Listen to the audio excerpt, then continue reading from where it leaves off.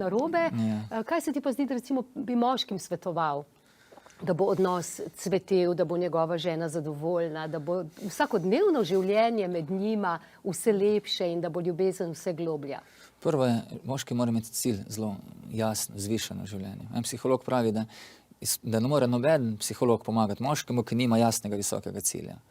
Drugo, svetuješ lahko to, da tudi religije učijo, da je moški taki vodi v odnosih.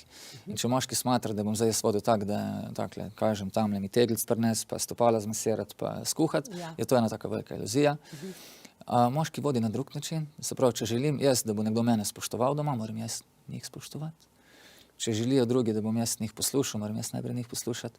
Če želijo, da me bojo spoštovali, moram znati v prvi fazi sam s seboj delati. Za moške je zelo važno, da nikoli ne zgubimo živcev po nepotrebnem, kar ne pomeni, da bom zdaj zatiral emocije, pa se mi bo videlo daleč, da bom počel vsak čas, ampak da znam z močnejšim razumom biti močnejši od emocij svojih. Plus lahko bi jim rekel še to, da so dame nekaj najbolj nežnega v tem svetu. Na vzhodu ima rdečo pikico na čelu, da nas spomne, da je tako, kot imate na kameri, rdečo pikica je na gumbku za snemanje, nas tudi to lahko spomne, da lej, pazi, vse, kar rečeš, vse, kar narediš, se snema. Tako da bod dosleden, bod korekten, pa ne spet pomagi, bod dober, ne si pa pustiti, da boš postal pa oprod ali pa postrešček v očeh domačih.